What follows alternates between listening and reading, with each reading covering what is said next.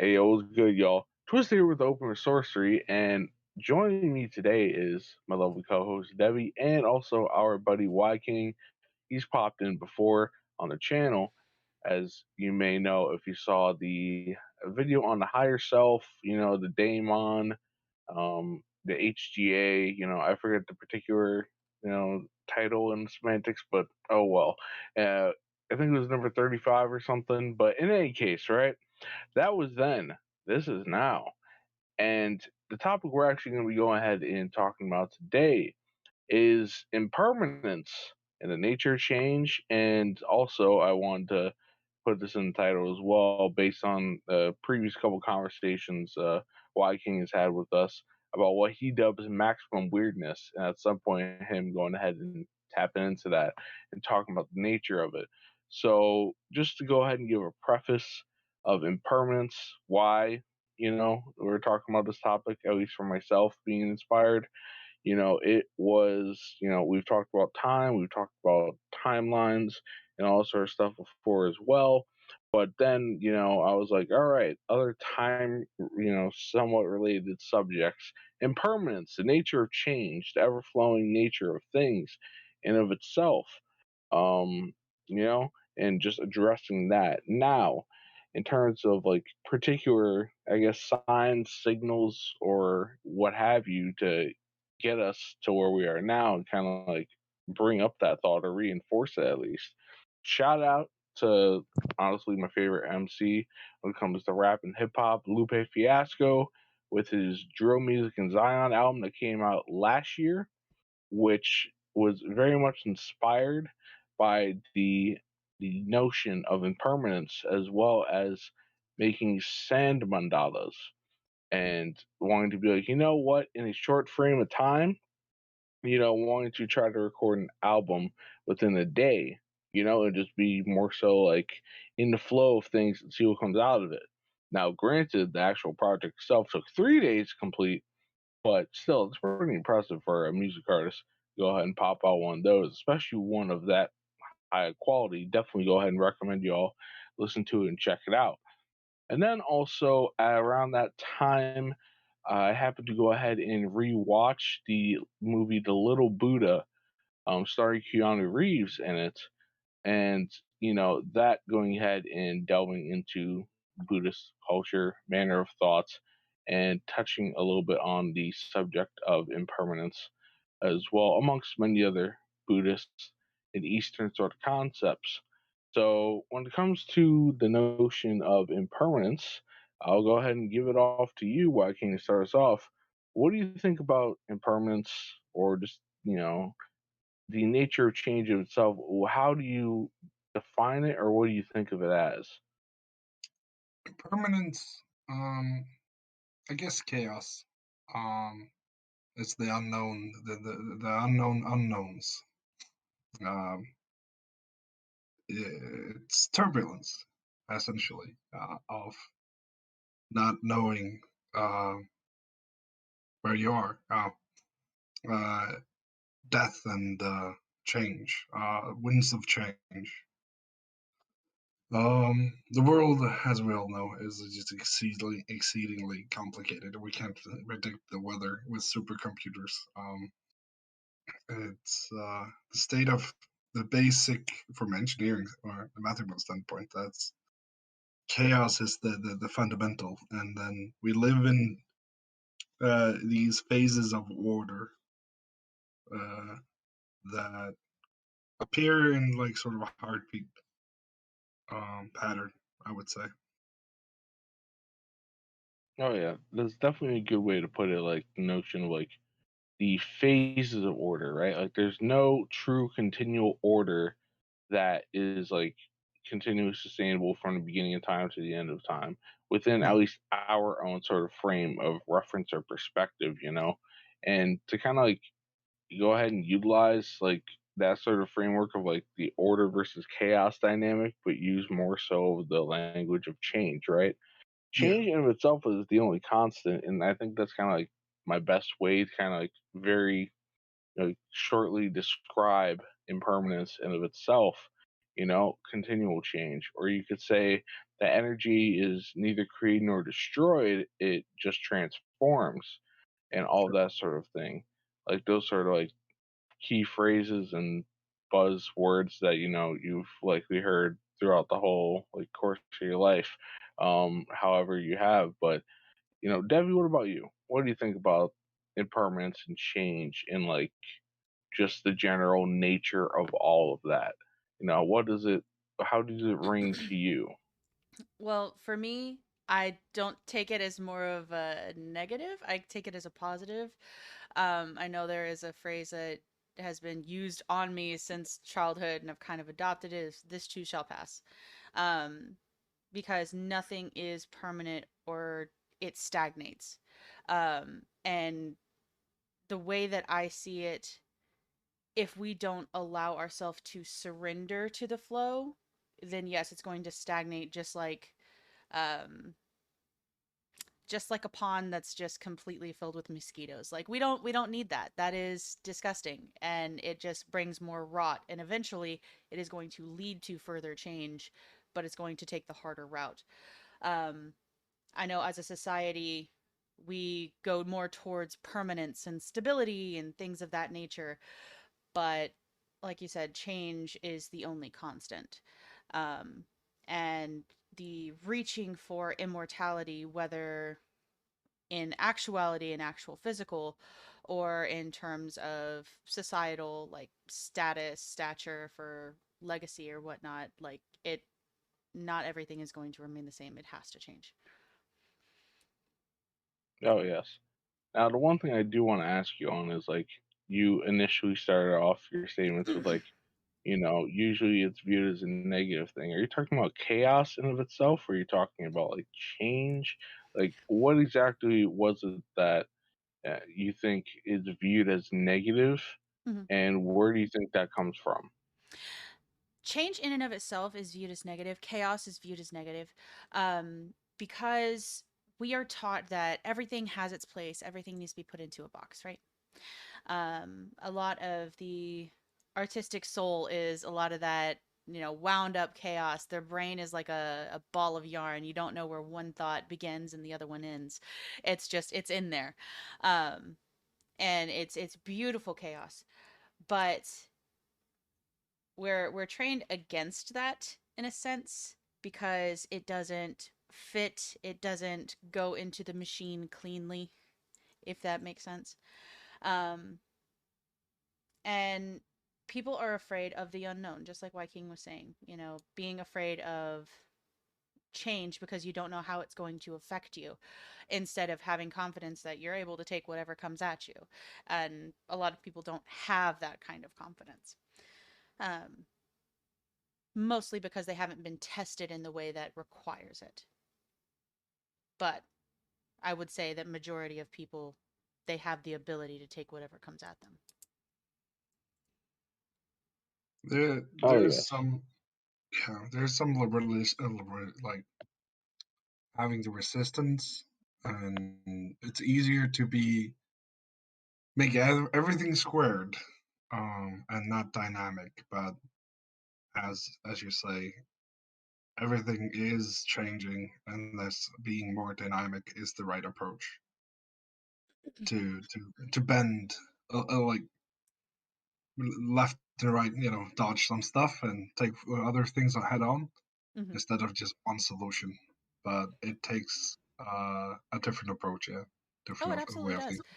The way that I see it is, okay, think of it like you can bend like a reed in the wind, right? Sure. Or that same wind will make you break like a tree. Yeah, You pick your way. Which way seems a lot easier? it's obvious. It's rather obvious.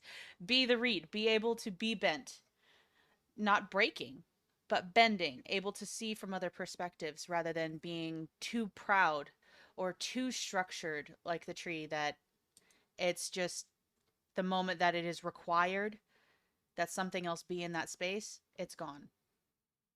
Yeah. Oh yes.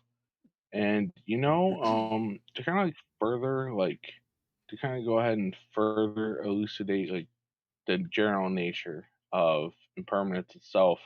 Like a while ago, while I was kind of going ahead and preparing for the subject, however many months ago it was before I kind of like just tucked it away, and then it's like, oh, it popped up. It's time for that conversation. And what I'd say is, rather true to nature, impermanence are the way, right? With our recent conversations and just like the honestly like us going ahead and coming to be like, all right, honestly, like we don't have anything in particular in mind to talk about, but we want to go ahead and talk about something. So to see what sticks to the wall and shit, right? And all that, how this particular talk came up. But you know, there is one thing right here. I will link, the particular web page that I got it from for those who are interested in, checking out the thing itself. Once this is uploaded and all of that is is a it is a little like blurb, a little small bio on the Zen calligraphy artist Alok Shu Huang Han, and I probably butchered that pronunciation, but oh well, screw it. But pretty much this first paragraph of their little biography blurb, I'll go ahead and read to go ahead and help support the nature of impermanence. I was born in China in 1938 when my family were refugees from the Japanese invasion. My parents tried to abort me, but I didn't want to come out, so they said, never mind, we'll just have him. From the very beginning, the gift from my parents' compassion has secured my life during the dire circumstances of war and the foundation shaking trauma of the attempted abortion, which I had re experienced and recognized in a breath therapy training in my 40s. This imbued me with a visceral sense of impermanence, the impending threat of it, the attempts to overcome it, and much later, the wisdom and truth of it. Zen Master Dogen summarized it in this startling way: impermanence is Buddha nature. So, in hearing that, what do you guys happen to think of that particular paragraph blurb right there? And if you can think of any sort of personal anecdotes yourself of kind of like Mm, how impermanence has popped up for you guys, whoever would like to share first. I can. It's like I'll stick to the stability and chaos. I don't know going forward. Um, Design for this the stability is all well and good. Um, but the problem with desire is like it's like zero in numbers. You approach it, but once you gain it, it's nothing, and it's kind of funny. And if you would know the whole entirety of your future in its entirety, when you're gonna die, and all these important events, it's a life that you don't want to live. If it's entirely predictable, I think most people, if not all, would just not want to live that life. And so it's sort of this paradox of wanting stability, but in reality, all we want is changes and see, life is like a bunch of chocolates. So like, hey, what's gonna happen next? Hey, you know. So for me, it's like that. Yeah. Oh, yes, yes. And what about you, Debbie? Just makes me think more of non-attachment. um, All right. So please delve into that. so, hmm, where you know a concept but you can't articulate it well.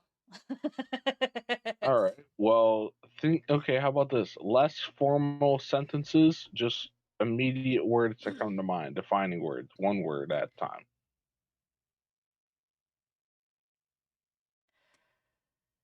The way I view non-attachment is I appreciate what I have in the moment, but I realize I will not have it forever. And so it is, you can take it either positive or negative. It can seem kind of like a cup half empty, cup half full sentiment at all times. Because things become a lot more precious. Those little moments become a lot more precious with non-attachment. You are not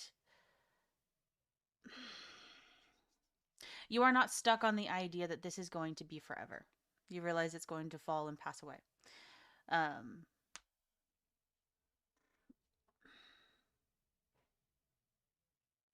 I don't know how to elaborate on it from there. I really don't. Oh, well, you don't need to over explain if it is not coming to you and all that sort of thing.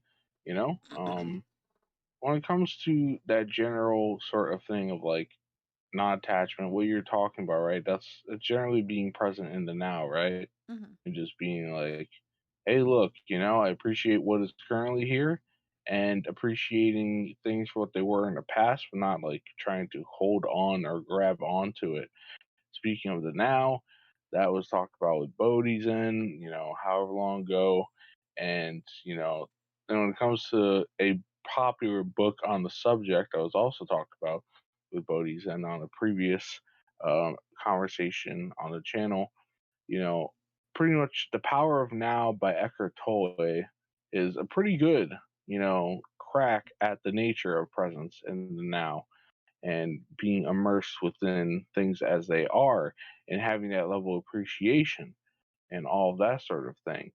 So, and truth be told, what, Eckhart Tolle was talking about in that book is pretty much just a Western adaptation and, repackaging and recontextualizing of Eastern perspectives within Buddhism and Hinduism and all these different sorts of philosophies, spiritual systems, what have you.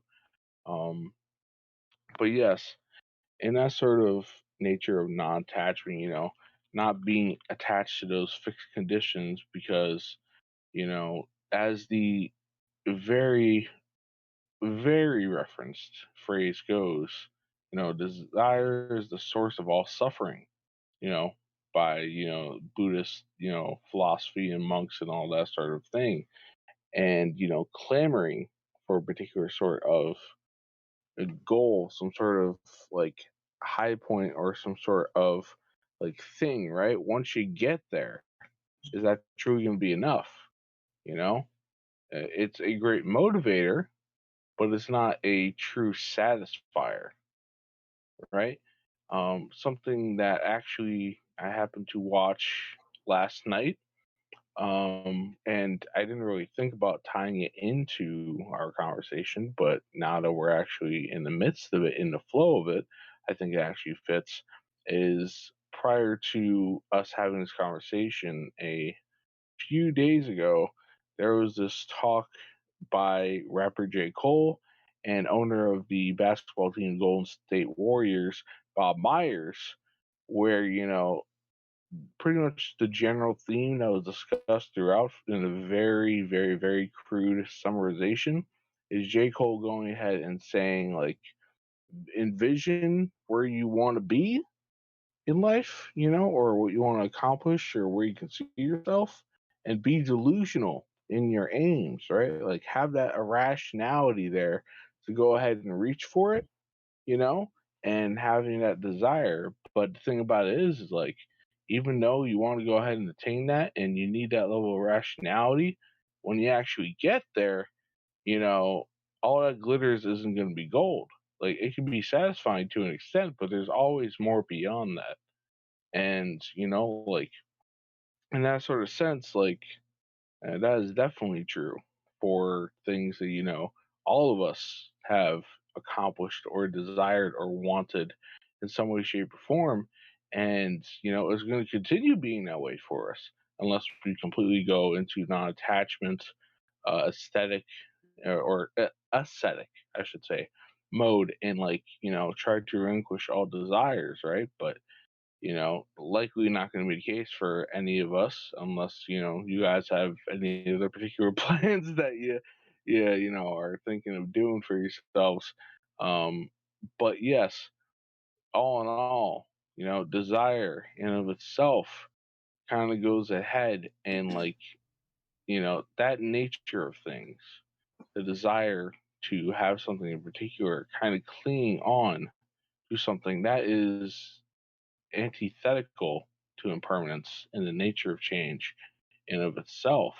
And like even if you desire something, it may not necessarily come to you, may not manifest, it may not be exactly how you pictured it. Like, and not 100%. I think is definitely a certainty. But what do you guys think? Um, Untouchment for me is, I'm going to touch a little bit on that, is like putting water in a stream and just feeling the stream. Water has been my greatest teacher, right, really, fundamentally. But on desire, so there's a double bind in aestheticism and desire. Um, Once you figure out desire to its lengths, you start desiring to not to desire. So you're now in a paradox. Um, and this is a really troublesome place to be in. So you're doubling efforts. That the more effort you put into this, the more difficult the deeper hole you dig. And the only way out of it is really through service of others, choosing to see if others will serve you and serve you back. It's the uh, kingdom of heaven sort of thing, type of thing. So community, serving others and helping others, because that's the only way out of the double bind of not to desiring. It's like a loop.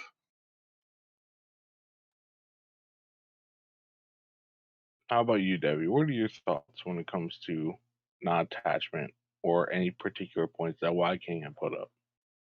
Well, I mean, non-attachment, I think community will help you see that a lot better. And it helps you how do I articulate it? Okay.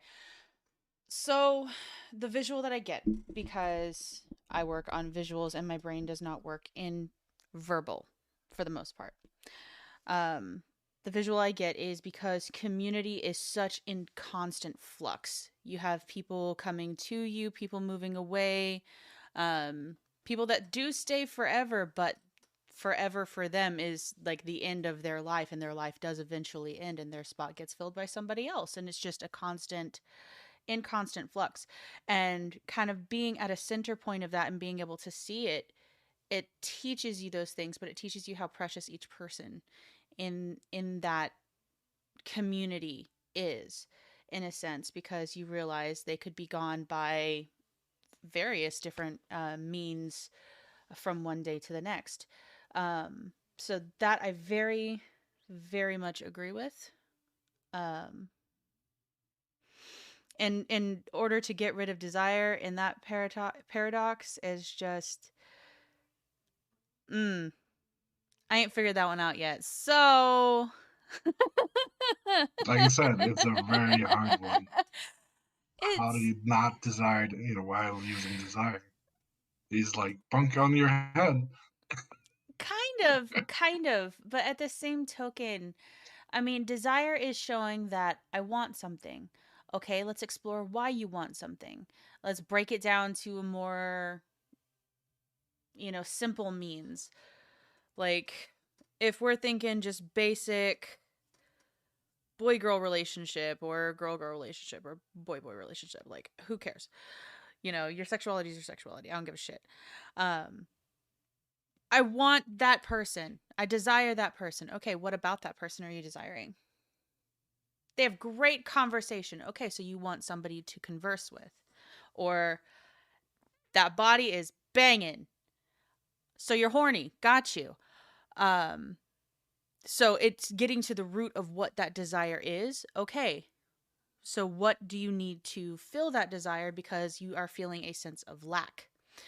And then from that sense of lack, okay, why do you feel that sense of lack? How can we um create it to where you're not feeling that sense of lack? and then going from there, because once you allow desire to build and then kind of hold space in your brain, yes, it becomes a snowball going downhill. It just gets bigger and bigger and bigger. But if you're breaking it down and dealing with the basic root of what it is, then I think it's easier to piecemeal out. And Sure. desiring not to desire, okay, so why am I thinking about it? Well, my conclusion is, once you dig at its roots, the answer is being. Mhm. Um, because you exist, you have desires, and there's nothing you can do about it. Exactly. And So why is it a that's bad the thing? definition. That's the definition of suffering. That's the core, To live the is to tenet. suffer. That is Yeah, just the base of it. But if yeah, you allow yourself to suffer, then you allow yourself to bloom. There is, because of the flux that we live in, and I see it like this beautiful dance. Um it is a dance. it is a dance, and it's gorgeous, just fantastic. It's You see it, dancing and and music. Go ahead. yes, no, it's fine.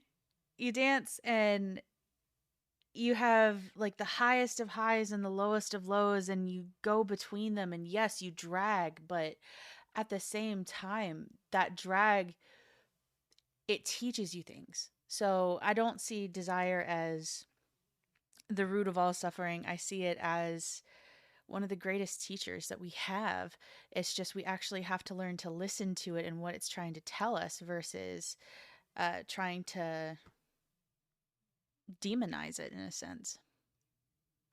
Mm. Yeah, I was gonna say that if dance and music was all about efficiency and all that, we would only have 2 note, 3 note songs. Yes. Absolutely not. I need my slides. I need my legato. I need my staccato. I need that mix. I need all of it. Yeah, but that's my point. If it's all about efficiency and just down to the point, then music or genres would not exist. And Exactly. so it's not about being the best or the most efficient. And so, in the same way, in this regard, impermanence plays a very big part. And it's more about the development, the motion, the change, and yeah.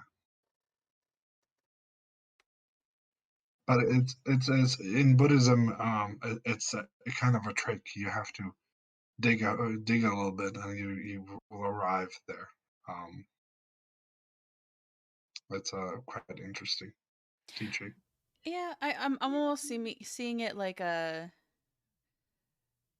the, have you ever had one of those teachers that they gave you a paper and it was a fucking trick? Like, it was a goddamn trick. The whole test Yeah, was a goddamn trick. And then when you reach yeah, the end of the test, you're just like, God damn it. I did all of these things and I didn't have to, because I didn't read the way that it was supposed to be read. But once you get the yeah. context for it at the very end, you're just like, son of a bitch. I wasted so much time. The answer was What right in one of front of me. one of my favorite was in drawing. My teacher that taught me drawing Mm-hmm. was make me a four-sided object with 3 corners. You cannot do it. There's no possibility. Yeah. My favorite, I had it in 2 different classes, so I actually had the answers to it in the second class because I had already gone through this experience once. It was a business class in 7th grade, and the whole thing was, the instructions at the very top said read everything before starting the assignment. So, Mm. because that was the particular instruction, it had a bunch of silly shit throughout. Like, number 5 was, I am the first one to achieve number 5 on this paper.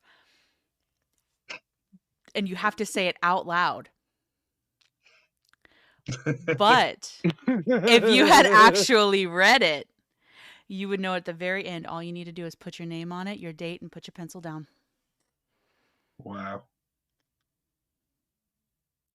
So it was all about context. And that was my favorite one. And I fucked up the first time. And Yeah. you just hear like the cacophony of, I am the first one to reach number 5. Like just all over the fucking classroom. And the teacher's just sitting there in the corner giggling. Yeah.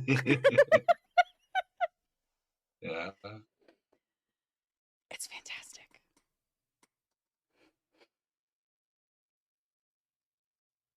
You know, I'm not gonna lie. I didn't have any of those sorts of tests when I went to school and all that, just based on particular schools I went to. But that probably would have been fucking hilarious. It was. And the second time was like a year later. So like 8th grade in English class. And she passed out the paper. I was like, oh, I know this. And I'm in a pre-AP English class. So like these are the smart shits in here with me. And still, because we're so used to not reading the full context of everything in front of us before we begin the actual work. I am the first one to reach question 5.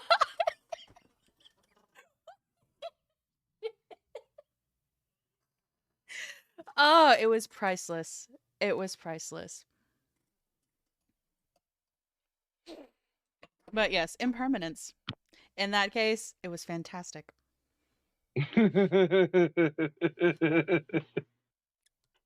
Oh yeah, and like you know, and teaching that lesson and all that sort of thing, right? Like, you know, another good like way that the person can learn about impermanence is going ahead and trying to construct a sand mandala, or maybe not even just out of sand, but you know, out of whatever material, as many Buddhists are, and also I would say Hindus and many other Eastern Eastern tradition followers happen to do, is constructing mandalas, or hell, you can even say like on the beach, like a sandcastle. You know what I mean?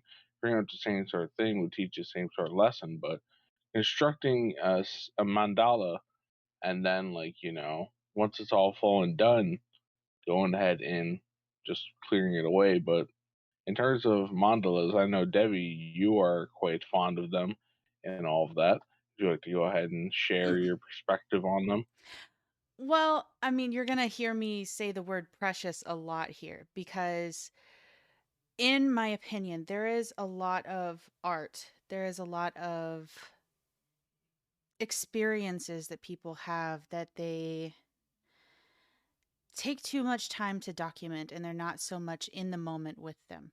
And it actually makes me very sad because they're not experiencing them as they're happening to them in front of them. They are trying to capture a memory, which is like, it pales in comparison to the real thing, right? So if I'm watching an artist painting on the sidewalk, I'm just engulfed in the experience. Or I'm watching my kids, you know, as an example of something you can do just about every day. Go get chalk from freaking Walmart and do chalk on the sidewalk. Yes, the rain will wash it away. That's the point of it. But make something pretty. Like, does it make you happy? Does it fulfill you in the moment? Is it what you want to do? Then do it. Who cares if it's not going to last? That's not the point of it. The point of it is your enjoyment and your creative expression. It has no bearing on whether it's going to last millennia or generations or whatnot. It is creative expression, which is also probably one of the reasons why being alone, like I'll sing by myself and just start making up like wild tunes and songs and things of that nature, because it's just enjoying the moment, and it doesn't have to be written down for posterity. It doesn't have to be recorded. It doesn't have to have that faux permanence, because I don't see it as permanence, because it is just a pale imitation. Does that make sense? Yes, I agree. Oh yeah, That makes sense. yes, that definitely makes sense. Yes, Okay. the beauty and nature of art is the fact that the inspiration of it, comes on a whim. It comes on dime, and going with that flow, you make whatever sort of art it is, music, visual art, whether it's painting or sculpture or something like that. You go with that flow, and like however you get to whatever destination you do, cool. But then after that, like it can stay as it is, or be tweaked later on, or you just go ahead and do away with things. Like, you know what? I made it at that moment. Now I'm gonna set it on fire and all that sort of thing. Just appreciating the moment in of itself, because there's many artists who happen to go ahead and be like, "Oh, I made this. Now it's time to destroy," and then other people are like, "Well, why the hell are you doing that?" It's like, well, it's because it served its purpose. It came to a certain point and it existed, and I think the I think what that sort of thing is, right, is kind of like the nature of it is not necessarily the point A or the point B of some sort of journey, but it's a journey itself and appreciating the steps along the way, and that being where true value therein lies. And a lot of times that is lost in the sauce. A lot of times that is not necessarily picked up, that is not actually appreciated for what it is. Like you can reach a milestone, but the thing about it is like, what is the context surrounding that milestone being accomplished, that moment, and all of that? Like, what is the surrounding aspect? Whyking, what do you think about all that? Yeah, everything has a time and place. As an artist myself, I've been fascinating with mandalas. Ever since I started, actually, like it's my main theme of my work. Um, Vibrations and essentially, and I'm fascinated by patterns of. So I'll back a little bit. So impermanence is that there's various degrees. So there's like laws of physics, like how our world works. And so I'm fascinated by patterns, how the texture of your skin is the same as when molten lava is just drying up. Um, yeah, and like flaky skin and such. Essentially, how flaky skin is the same thing as icebergs, clumping together. All that jazz is like I'm not gonna crazy. lie, this is making me think that whoever you're describing needs some lotion. Yeah, that's right. Pretty dry, but there are these fractal patterns that replicate themselves across different fields, and it's all based on geometry. And geometry, then, well, mandala means a circle, and so those are familiar with alchemy. Well, squaring the circle, excuse me. Um, it's very important. To me, the in mandalas, according to what I've found, is the Mandelbrot set being the holiest of holy, what we found. But these are things will last be long before, like after we have gone, and will continue to affect us. I even think that time itself is a mandala, and in a like a fractal way, because time, even if in our own lifetimes, rhymes with it itself. It's like a recursive thing, and it's just fascinates me. And then what I'm talking about, the now time, time that is measured is space time, but I'm mostly predominantly interested in the now time, which ties to maximum weirdness, as I have Oh referenced. yes, yes, and please delve more into maximum weirdness I because we have were having a not heard of conversation about maximum that before. weirdness. I need to know what this Oh, is. oh yeah, yeah. You definitely need to hear this. All right, shoot, Whyking, just go for it. So maximum weirdness. There are times in my life where, this also connects to the not demon, aspect. Is when I'm doing the right thing, everything goes my way, sort of. For example, I'm in school and I show up after being away on the exact correct day. Otherwise, I would be uh, have to take the whole school year again. Again, I just like everything sort of just matches. Like I walk outside, it's always a green light. You know, just everything's really going smoothly. And then there's synchronicities that pile up. Uh, I get books sent to me, and I have no idea who sent them. And they're on subject matters that I just like. I have to read this.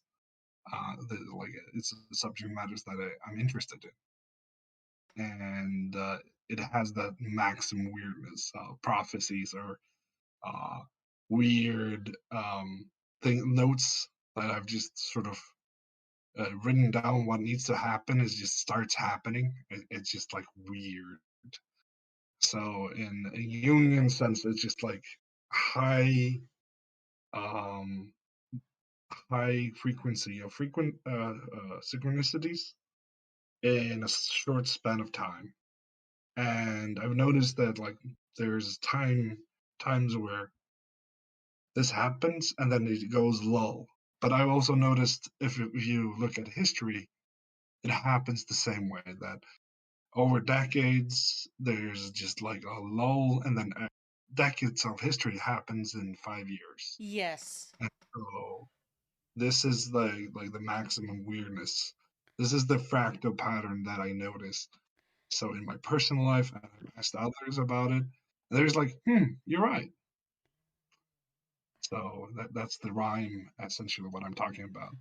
So that's why I say we are living in a Mandela, because we are part of the universe, and this is the whole web of everything. Oh yes, and like you talking about space time and all that sort of thing, right? Like, well, truth be told, right? Like, nature of space time, you can say that like a lot of people think it's linear, right? Like, okay, we Oh, have 60 seconds, we have, you know, 60 minutes in an hour, we have 24 hours in a day, we have, 7 days a week, so on and so forth, right? But truth be told, right? Like, even though we have these standard units of measurement in the modern day, our perspectives are going to be different in relation to it. Like, sometimes it's going to feel like it's going faster. Sometimes it feels like it's going to be going slower. The kind of one sort of thing that is like a cliche sort of saying is like when you're bored or, what have you, you're kind of going ahead and at a slower pace. When you're like more so having fun, you're kind of going at a faster manner of time. And I believe it has to do with like your and it's more so of like your level of enjoyment that's like usually addressed to, but also if you want to get into like the new agey sort of shit, it's like it's your vibes, man. It's like are you high vibe or are you low vibe, man? Like that sort of thing, and the level of oscillation of said like wavelengths, right, varies. There's always going to be that continual oscillation, right? Regardless, like that has to do with the nature of energy is neither created nor destroyed; it just continually transforms, right? But like atoms are continually oscillating and are in a constant state of movement, and that is one of the foundational building blocks of existence as we understand it as a whole, and just vibrations in of themselves are. So, in that sort of sense, like you know, it's all relative. It is all relative. Like I can remember, going ahead and getting detention, in school for whatever it was. And, I'm sitting there and I'm like, do I really gotta sit here and do this shit? And I'm looking at the clock, right? And that continual sort of attention, it's like, you know what I mean? And it yeah. was a slog. But then compare it to, like, say, oh, it's the weekend, thank God it's Friday at TGIF, and I'm going like over to my dad's side of the family, right?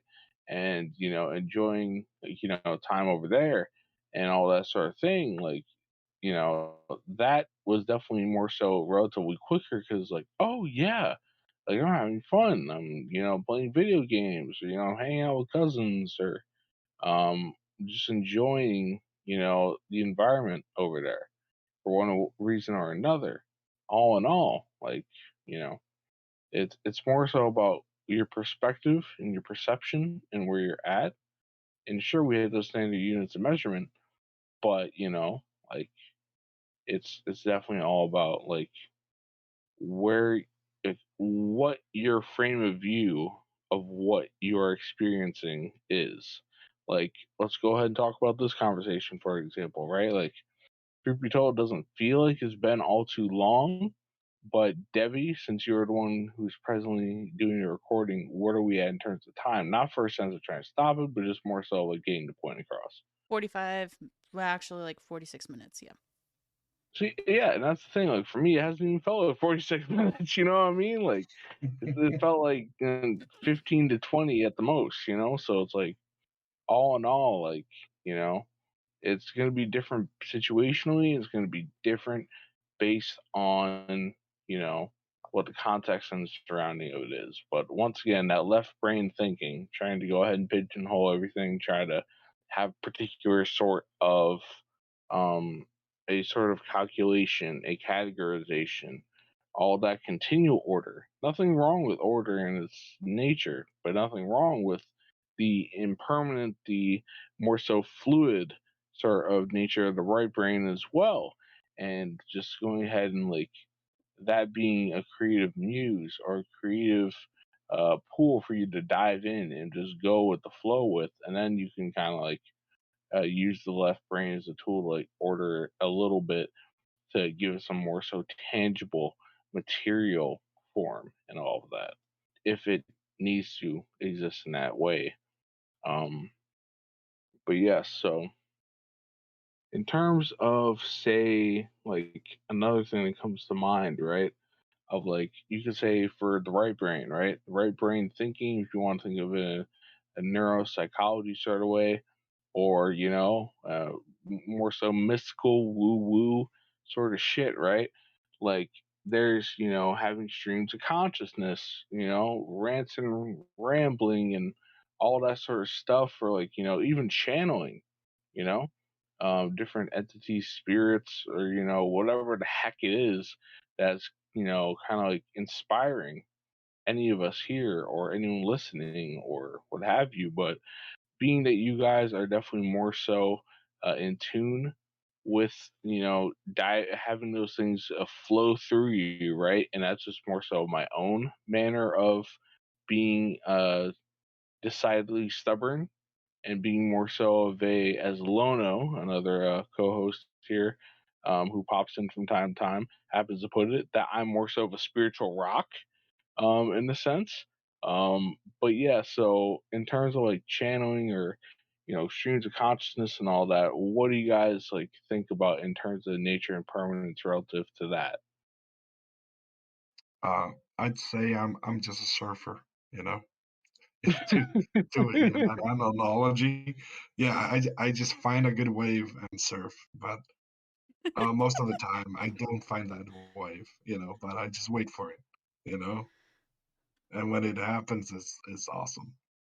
Um, but that's in just in like a personal note in my own life, and that's why I call it maximum weirdness because it is definitely weird. Um, for example, my professor that doesn't know that what I'm stuff related to, but he gives me a tarot deck, and he's like, "Here you go," and he's like, I how I don't know." So there's many points up, but I don't want to take too much time talking about those things. It's just like it's just Talk like about as much as you want, bro. sure, all right. To me, that's just like that's why I call it maximum weirdness, where I'm on a wave and I'm doing the right thing. And even like I had a back injury, but that sort of saved me also. And so even like what I perceive in the small time is like a good thing in the long term. Yeah, it's really weird. It's just like I don't know, man. That's not weird at all. I feel blessed. I just feel blessed. At, Yeah. at least not for us. At least not weird for us. Fair. And Yeah. Fair. you talking about the back injury and all that real quick, like that just reminds me of the parable of like the Chinese farmer and all of that, right? Where it's Oh like, yes. okay, oh yes, yes, where it's like the son, he's kind of like complaining and bitching about certain things, or he gets an injury, and then his dad just like, well, I can't call it, in terms of how things actually turn out, good or bad, or at least how the son perceives it, right? It's like either it starts as a bad thing or it starts as a good thing, and then kind of like the next action kind of like is the polar opposite. But then at the end, it's the couple last things were to crudely summarize this is that he goes ahead and he breaks his leg, right? And he's like, "Oh, this fucking sucks." Similar to your back injury, right? But then guess what? The next thing that happens is all the young men in the village are sent off to war, and they all die in that war, and he's the only one left. So guess who's Yeah. getting the poontang? And guess who's staying alive and all that sort of thing. So it's like, The fuck? Yeah. But the key component when you mention that um is attitude. That it like that and choice. Those are the core things you can choose. All this chaos and changes are happening. You can the few things you control is your attitude towards it and your choice. And I find these things treasure novelty and the right attitude towards it. And then when I have the right attitude and sort of novelty, trying to do a new thing, I get rewarded, and I ride that way. when you say novelty, that makes me think of like, so before we had this conversation, right? Before we went ahead and did this, like us three plus I believe it was another friend of ours who I'm not necessarily gonna name on here just because they haven't really given their consent to be named, and they're more so a private sort of individual. But and we were all reading this particular like very small PDF called what was it, co-creative evolution, and they're using a pseudonym of sorts for the writer called Aminom, right? If you try to search in a search engine, I don't think you'll necessarily be all too likely to find it. And maybe I might go ahead and upload it somewhere and post it in the description for you guys to read yourselves. But like there was that language of talking about novelty, or talking about memetics, and talking about like unique sort of things, right? And when I was reading that PDF, right, and when I was reading that in of itself, I know I told you guys this after we were like discussing when we had read it together and like our thoughts on it. Like, not gonna lie, like the use of the term concrescence and all that sort of thing reminded me of Terrence McKenna a lot, and Sure. him going ahead and talking about the nature of novelty, right? Uniqueness, like these particular sort of things, like these novel ideas coming around, and um, and also he talked quite a bit about memetics as well.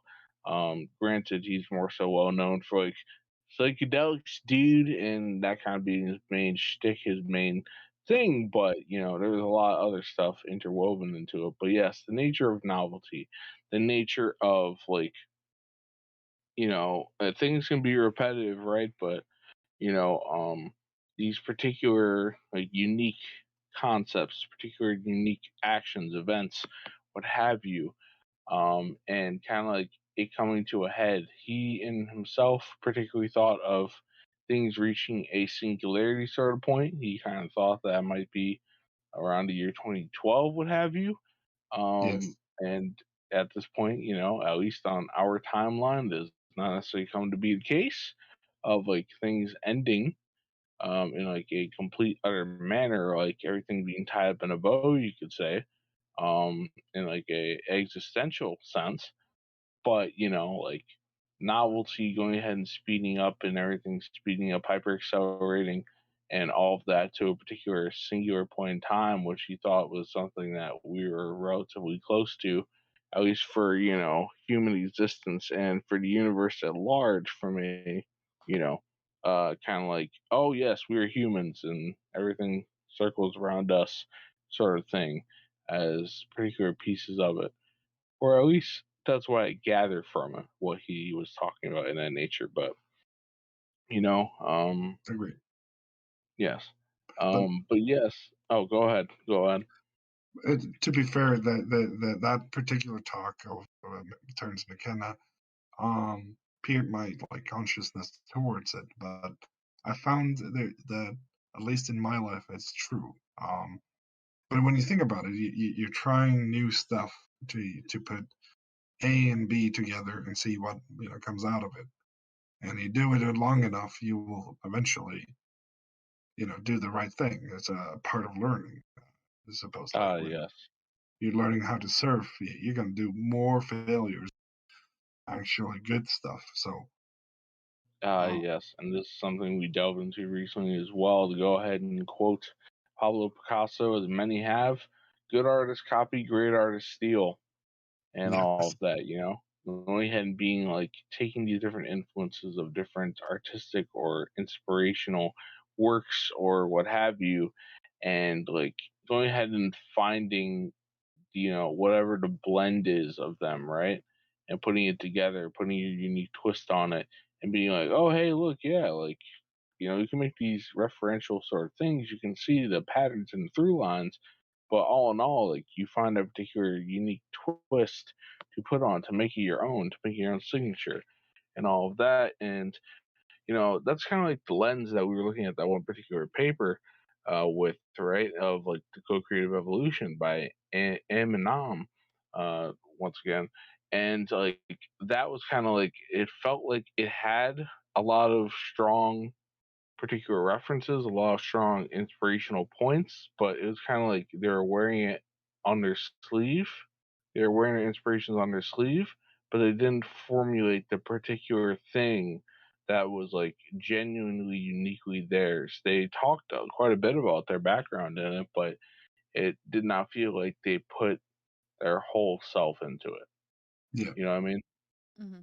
yeah, And but yes, so and once again, I think I might go ahead and upload this and put a link when it's time to upload this particular talk and conversation for people to read themselves. But all in all, like how about you, Debbie? What do you think about the nature of novelty, the nature of how it relates to impermanence, and all of that sort of thing? Well, in terms of like flow states and my own experience with it, um, I've described to you several times on how things come to me, um, especially in terms of the magical, the spiritual, whatnot. When I'm being more receptive or accepting to things, I see it as being in a river, almost like in like one of those rubber tubes. I don't get to steer. And if I try to hang on to something or I try to cling on to a thought or an idea or a visual for too long, it will actually disrupt everything. So I have to just keep going with it. Keep riding the current that I'm on. Otherwise, it's just going to knock me out of it entirely. But in terms of novelty, so just newness. Mm, is there ever truly a new thought? Is there ever truly newness in this world? No, I think it's just it thoughts, ideas, belief systems, all of those things. I believe are they're evolved, but they are never truly new.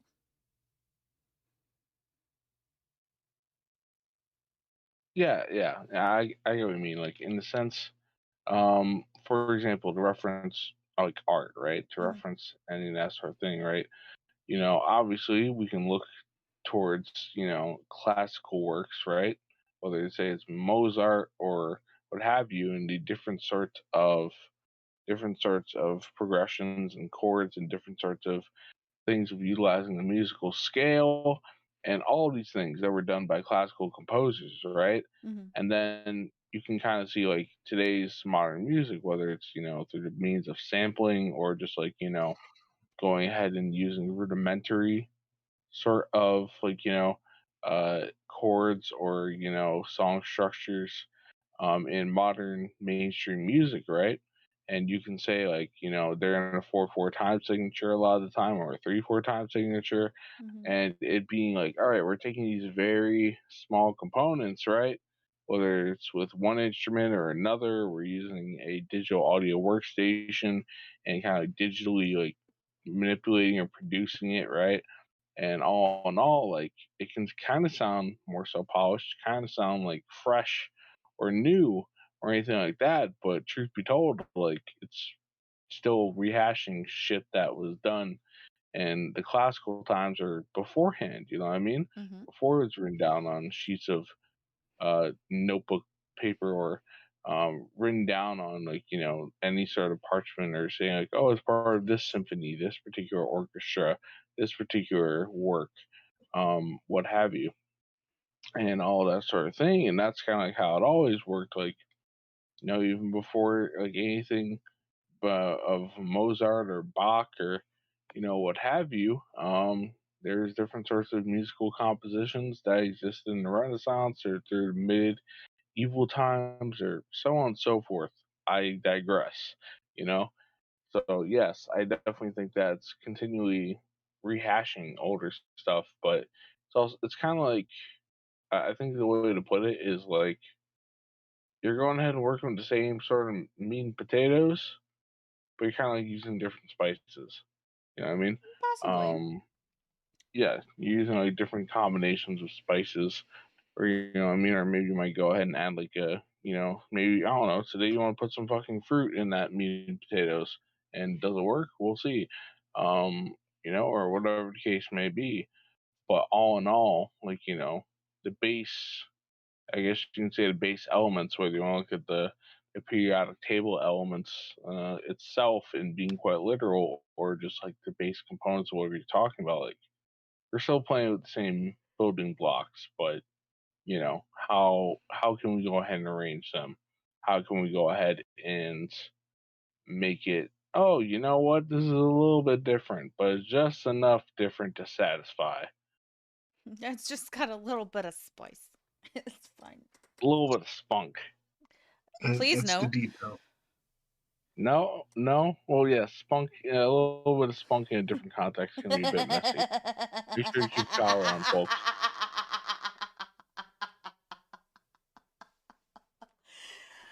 Oh goodness. Okay. Ah, yes. But Just spiritual. But it's yes. about the details, like a painting, broad strokes or details. But generally, yeah, the nothing new under sun. Oh, yes. Or, instead of just broad strokes or whatever the case may be, going ahead and just, I don't know, throwing globs on it, or just taking your hand and put it into the whatever paint mixture and just kind of like sprinkling it on, or like there's many different approaches and all that sort of thing. And speaking of that, and this is, just in the midst of the flow of the conversation, right? Like that particular paragraph from that Zen calligraphy sort of website, right? Not gonna reference that particular site at all again, but just the nature of like the one thing that comes to mind that is the representation of impermanence is the Buddhist Enzo, I believe it was called, Mm, and that being what is like a circle stroke, right? A circle sort of stroke around. And however it turns out is however it turns out, and that is kind of like a Zen Buddhist approach of like a representation of totality, all in yeah, all. I think it's particularly fun how that It looks like Ouroboros, or It the Yeah. it Yellow is. Gambit. Yeah. It absolutely fucking is. Personal anecdote on that one. We've already had this conversation, I promise you. It absolutely fucking is. Yeah. Yeah. So please delve further into it. Mm, nope. Nope. And why not?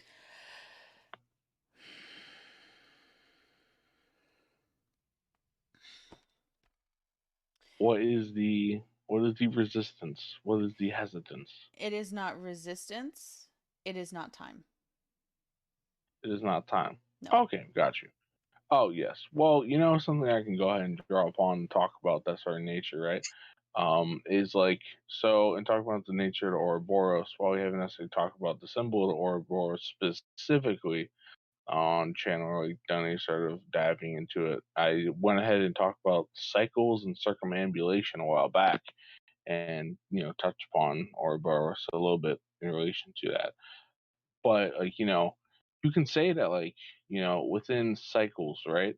Within this sort of thing, seemingly it's orderly, right? But it is the with the symbol of Ouroboros, right? Like it is the snake biting its own tail. And truth be told, like that in of itself, like the circle, the whole circle, and I know you mentioned the whole squaring the circle concept before Yes. Whyking, but like this reminds me of the phrase that man creates in squares, God creates in circles. So if we're looking at it from that perspective, right, the circle in of itself, whether it's the Enzo or the Ouroboros, that is actually representative and symbolic of the totality of everything, the chaos, the all possibility, all of that sort of thing. Um, but I guess I would say that out of the two symbols, maybe the Enzo does a bit better. Um, it just the nature of the fact of like, it's not as static or stationary. Granted, an Yeah. Ouroboros can be written or drawn or what have you in a different sort of manner based on just interpretation. But the Enzo is kind of like more so like raw. It's kind of more so raw, just like, nope, you go ahead and go around, and however much it fills, it fills. However much it doesn't, it doesn't. You move on to the next thing. Plain simple.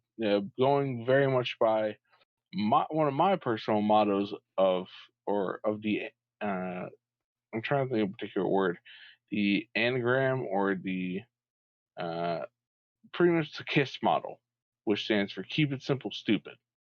Um, yeah, so Yeah. all in all, just like very simple, very rudimentary. And yes, I think the Enzo is a very wonderful visual representation of impermanence in of itself. Let's see.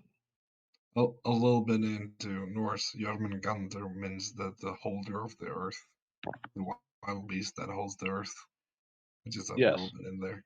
Um, y- a different side of the cycles, but dive into it, man. Dive into it. no, but it's like it is always the same as Ouroboros, but the view is that um it's more like the forever cycle um and rebirth. I kind of like in a Hindu sense. So unless the cycle is broken, it will continue happening. Oh yes, yes, yes. I agree. And in terms of cycles or saying having like a rebirth, what have you, right? Like something else that comes to mind talking about like the nature of change, right? In terms Mm, of change being the only sort of constant, right? Like kind of like what was touched on before that it also ties in with this is the nature of like it's about more so the journey than like an end destination or a yeah, start destination, but it is kind of like the physical representation of a caterpillar evolving into a butterfly, right? yeah, And that sort of change and metamorphosis that occurs, right? You start off with the caterpillar and it does whatever it does, and it lives life in that sort of manner. But then it goes through this metamorphosis, this evolution, and it goes in its cocoon, right? And then eventually it goes ahead and turns into a butterfly, right? Or for those who happen to play Pokemon, starts off as a Caterpie, turns into a Metapod, then eventually becomes a Butterfree. You know what I mean? Yeah, And all that sort of thing. And then eventually, in a very true to form sort of manner, if I am remembering correctly, doesn't Ash go ahead and let his Butterfree go to be with the rest of the Butterfree and Yes. allowing it to be truly free as opposed to being in a Pokeball? yeah. And so Saddest like episode ever. yeah. And so, the Ermengarde, they're just like holding the earth, and Thor, being the son of Earth, they destroy each other and creating new, whatever what comes after that. Yes. So that's very symbolic. Oh yes. And before we get into like the more so Norse flavor, I just want to take a quick moment because I'm Mr. Hip Hop dude, Mr. Rap dude, talking about caterpillars and butterflies and all that sort of thing. Shout out to Kendrick Lamar with "To Pimp a Butterfly," wonderful hip hop album. For those who are unaware, even though it's gotten so much critical acclaim and won Grammys and all that sort of thing. And truth be told, I think that was the project that's his magnum opus and should have gotten a Pulitzer of any of them. But once again, I digress on that. But you know, once again, like what about the Norse sort of pantheon? What about like the nature of, you could say, cycles, right? Because I know we've talked about this to ourselves before, of like different gods, goddesses, entities, manners of existence that is seen as like a continuous cycle, but it's not truly permanent. It is in an impermanent nature of like, Yes. Yeah. say there's a world ending sort of situation. There's a Ragnarok, right? But Yeah. then like the titles of say a Loki or Odin or a Thor or a Tyr or a Frigga or whomever else, that's passed along to something else, kind of like embodying that as a title, less of like, oh, that's a particular sort of entity or thing. But please dive all into that. I mean, first of all, there's different stories, in Norse myth, so there's different from different regions. So that's one problem. There's no like sort of Bible situation that here's the story. Um, but generally, the son of Thor after Ragnarok, and generally the theme is that the aspect of honesty and true, like seeing things as they are, they cancel mischief, trickstery. So, for example, Loki kills Heimdall, which is these aspects. And so you generally, not every time, cancels out, and so that's what happens in Ragnarok. And the sons of Thor, they will. It's Magna and Moldi, and they each one of them becomes I forget which one becomes the new Thor, and the other one becomes the new Odin. So in a sort of fractal manner, after the end of the world, there's a new beginning, and there's this understanding of these cycles, greater cycles, that things will change, and the gods are mortal in themselves, and new ones will rise after things happen. Oh And so, yes, so it's very oh, very dynamic in that way, and it's just very interesting, and it's one of those things for me personally that made it so appealing, because it was more dynamic. It nodded to the impermanence of everything, and oh yeah. one could argue that any philosophy or any teaching, that if it gets recorded to objects like books, it technically dies. It is not a living thing between people. That's something that I think Socrates was adamant about. But yeah, Oh yes, the transition of traditions, through word of mouth, right, in the actual sort true. of vibratory sort of state of that, in terms of referencing the good old Abrahamic Bible, right, and like the that God, El, or say Elohim, which is pluralistic, right, but went ahead and created like the word was the beginning, right? And all of that sort of thing at the very beginning of Genesis, right? So you True. could say that like the sonic, right, the vibratory, the continual movement of that, like, went ahead and, you know, that created everything that's life, that's the nature of life and foundation of existence. However, I will go ahead and conversely say that like it may be a lower oscillation in terms of like taking form in something material, right? That's still vibration in of itself. Um, Not to counteract your point, just to be like, oh, I'm just gonna go ahead and be completely oppositional, but kind of like more so in lockstep with that sort of principle, and like also like in a sense, right? Like there is at least something that has also been covered on channel talking about like panpsychism, right? And animism. And now like even if it is something that's like, say you're writing something in a notebook or a book in of itself, right? You're going ahead and you are writing on something that actually is alive in some way, Yeah. shape, or form, has consciousness in some way, shape, or form. Like as I had stated before, the atoms are continually vibrating. They're always moving. The electrons are always moving around the protons and neutrons.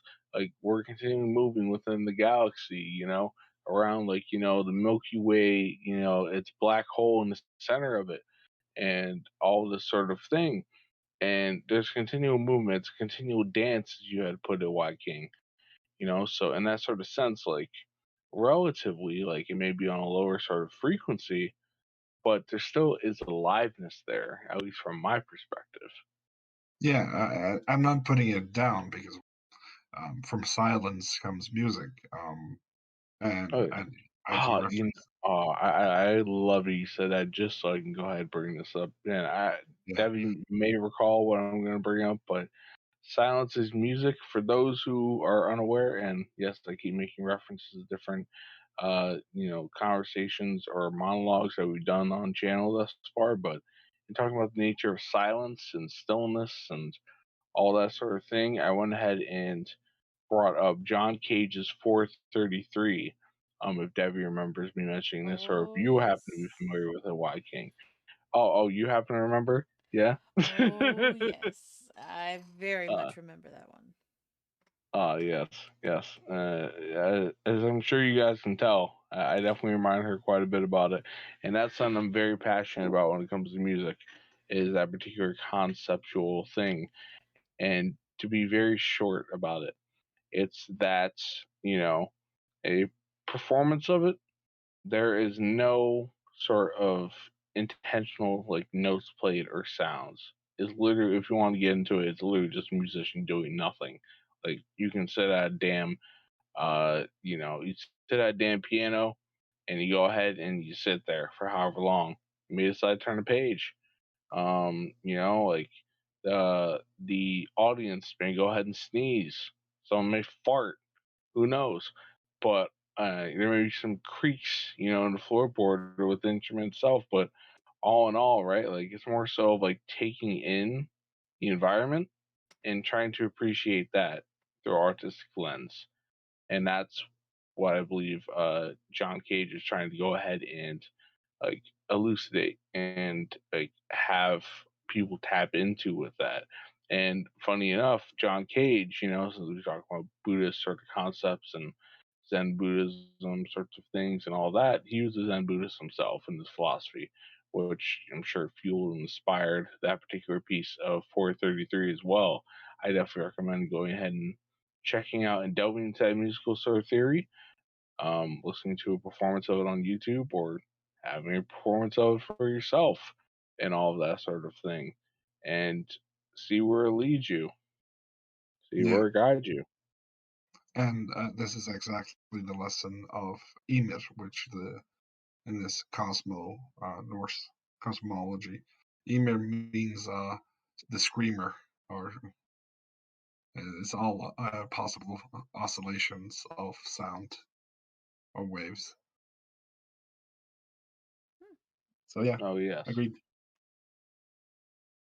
Oh yes. And truth be told, like, even like in talking about like, um different Abrahamic sort of religions, right? And kind of like talking about like you're saying like aside from like a biblical sort of perspective, right?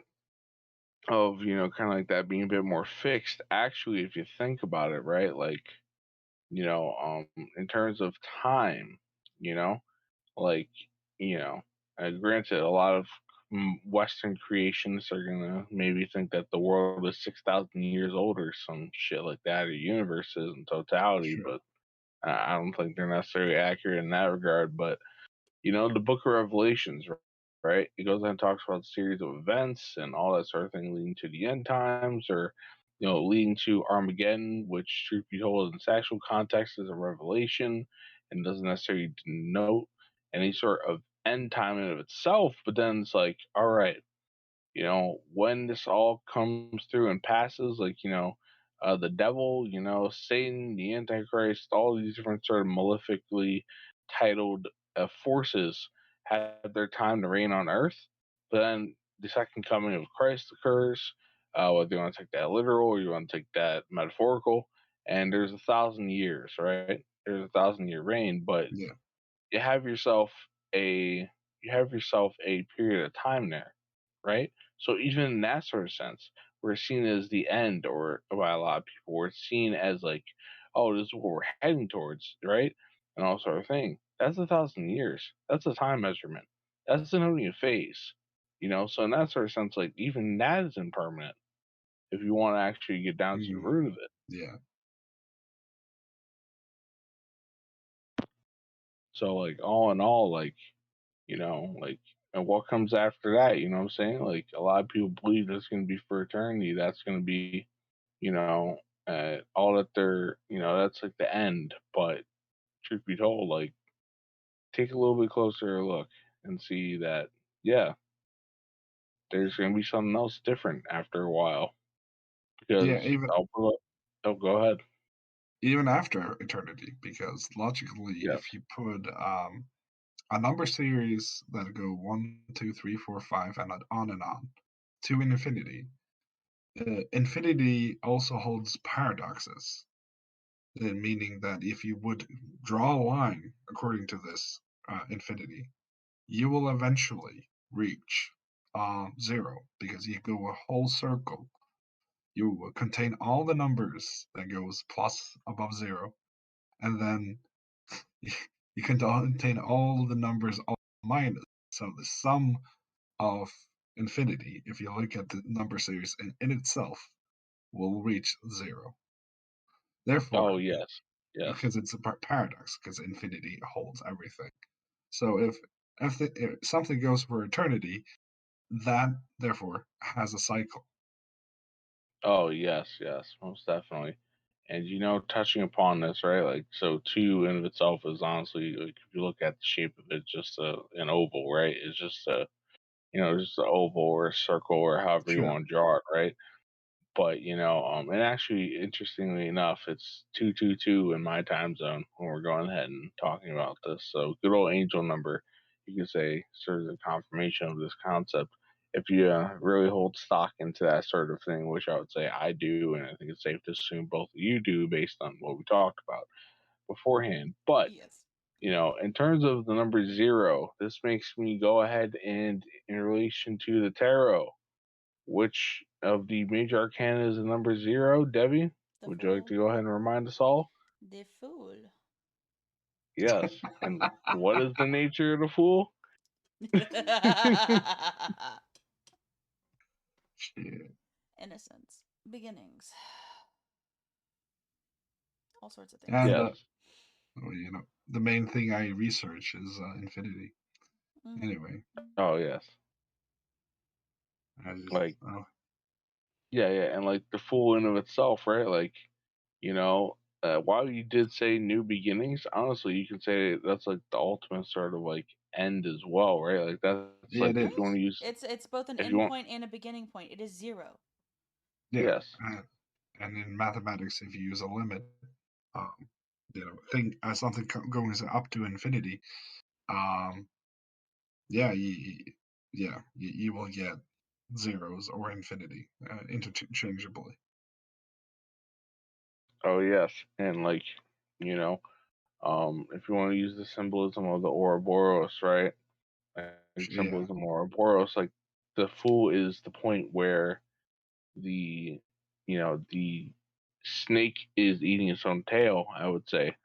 yeah, Um, a couple alternative theories you could say is that while the world is number 21, even though it's the 22nd overall major arcana, that either that is like pretty much the same card as the fool, right? If you really want to think about it, um, or you can say that it's kind of like the celebratory lead up to the fool, and that's not necessarily the world itself is not necessarily the end.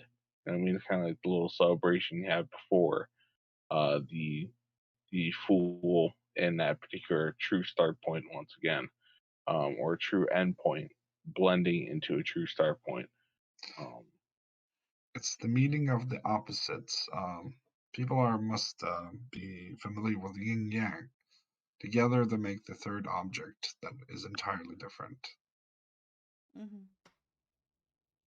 oh yes, yes, and to whatever extent you're comfortable, the whole fool archetype. I know that you happen to embody that quite a bit, and speaking of tarot, you've gotten confirmation to this. So if you wish to delve into that, please by all means go ahead and speak on it a bit more. So, in the beginning of this talk, spoke of turbulence and the nature of turbulence. You have to have a little bit of many forces tugging at something. It's like water, flush your toilet. There's gravity pulling in one way, but the water, creates then the turbulence. There's like forces that are happening that want to stay but others want to go, what are we doing, and that is essentially turbulence. And once you have a little bit of something in each other and acting, um, either way, left or right or any direction, that creates turbulence, the movement, dynamicism, and and I mentioned Mandelbrot earlier. I forgot to mention that they derived Mandelbrot from Julia sets, which is calculating turbulence. And so if you put 100 Julia sets together, you get a Mandelbrot. So the, I, I just see beauty in this.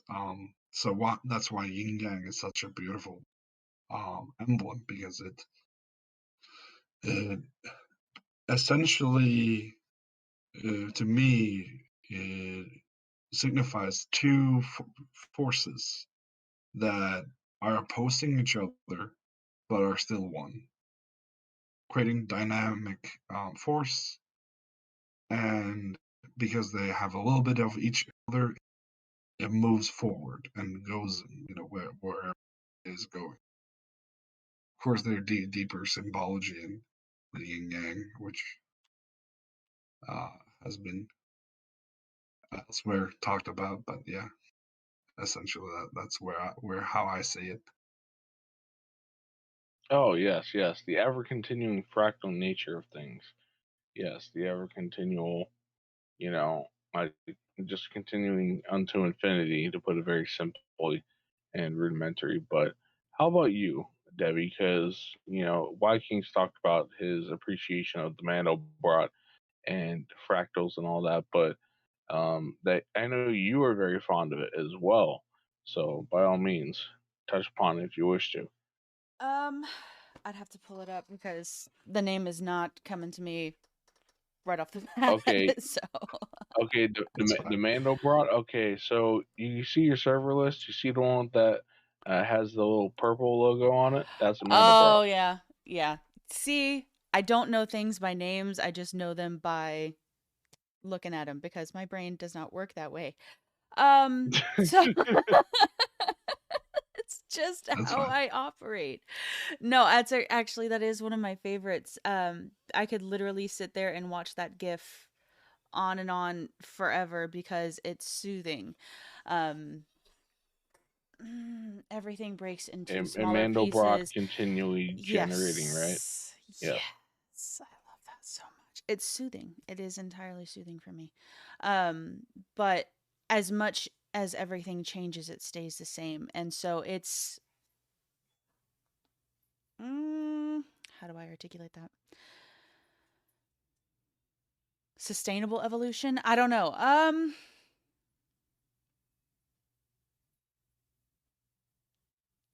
I just like it, okay? I just like it and it makes me happy. From our perspectives, there are things that are more constant, I think. Um, in the Mandelbrot, for example, the first cardioid shape Mhm. is exactly how light behaves in caustics. Mhm. Um, many things are based on the cardioid shape, that heart shape. Mhm. Yeah, man, there's a lot of physical stuff that get generated through that. It's just like she shells universes, like not universes, galaxies. I just like it's so beautiful, so pretty. It is, and it's just Yes. soothing. It's you know, it's kind of like not alone. Just one piece of Yeah, the whole. it, Because it's like a constant zoom in when you're looking at it. Just like a yeah. constant zoom in. She's like, I am a little piece of this gigantic thing, and everything enfolds into one another. And I don't have to know all the answers because, quite frankly, that would be dumb. I Yeah. don't have the capacity.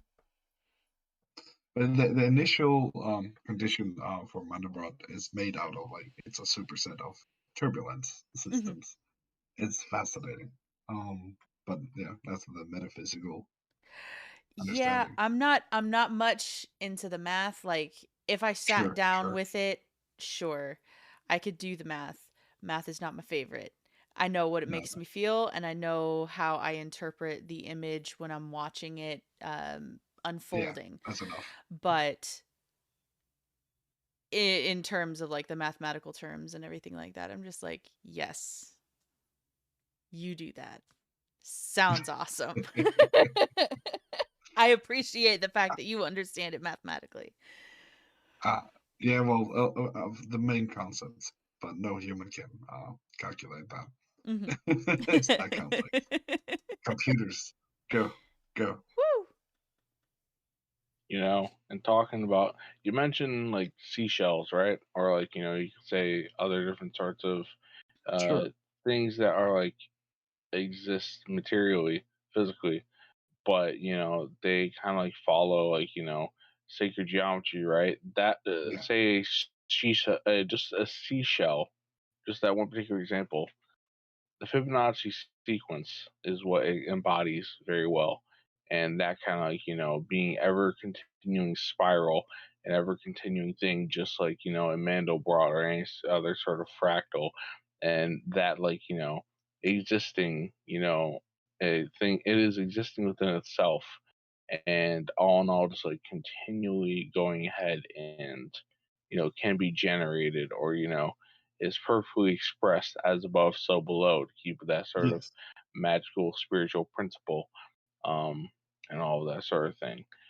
And, all in all, like, whether it's like us and you could say the quote unquote 3D, and to whatever extent that this is a microcosm to a greater macrocosm, what have you, right? Like, you could say that, while this 3D physical plane, the Earth, however we perceive it and or experience it each individually, and we can even say that there's differences amongst that, right? That, for example, Devi goes ahead and sees things more so in pictures as opposed to words. Me, truth be told, I'm more so of a verbal sort of thinker, and all of that. That's more so like coming to me in words. Like there is visual images in a sense, but it's not as clearly defined. It's not like as I'm not reliant upon it as much. Whyking, to whatever extent that verbal or visual or something else, is more so how you approach it, right? All in Yeah, all, it's still like these different sorts of expressions of things encapsulated within one another continually, right? Like you know, we have our 3D perspective, however different it may be. But to get more so to my point is like, while we have a macrocosm to our microcosm, we are also a macrocosm to a different microcosm. Whether you want to say it's the atomic level that has been referenced and mentioned a couple times so far, or you can say it's the quantum level and all that, which a lot of people are talking about quantum nowadays for different reasons: quantum entanglement, quantum computing, Ant-Man the Wasp, Quantumania in theaters, and all that sort of thing. Like um, so like there's different relative levels, and they're all they're all embodying or they're all having the same rudimentary sort of things, and they're ever changing too. So it is cycles. It is like, things are being repeated, but it's also ever changing as well. Paradoxes, going ahead and working in tandem. Change is the only constant. That's a paradox in of itself. Um, but yes, I will pass the torch off to either of you, whoever wants to continue on with my monologue for a moment there. I, I don't I, know. I I think we've kind of run the subject into the ground. yeah. Have All we I s- really though? all I want to say is that everything is sort of built on the golden ratio. As an artist and Oh yes, yes. Yes. as a studying engineer, it's just amazing. From all levels, from what I understand, and essentially, as you say, the hermetic as above and below, because the way up and the way down are one and the same. Oh yes. And yes, hermeticism. So that in itself, seen by many, is very redundant and like beating like the points over with a Yeah, stick quite a bit. Yeah, like that. It can be a slog to go through and read the actual Kabbalion itself, or go ahead and read it is. the different parts of the Corpus Hermeticum that have been compiled, or like any of the other texts, like by Apuleius, or that are attributed to Hermes Trismegistus, or what have you. But all in all, right, like it definitely goes ahead and keeps it simple stupid to my liking in terms of the seven hermetic principles and all that sort of thing. Not to delve into those at the moment, unless you would like to, Whyking, you would like to, Debbie. Um, I'm good. but yes, on. For, But for yes, those who yes, for those who don't want to delve into those extensive texts, there's a book that I often reference for my designs. It's called Designia, Technical Secrets of the Traditional Visual. And yes. it is like a thick book, but it touches on almost everything, and is like you could Google your heart out just from that book, sort of.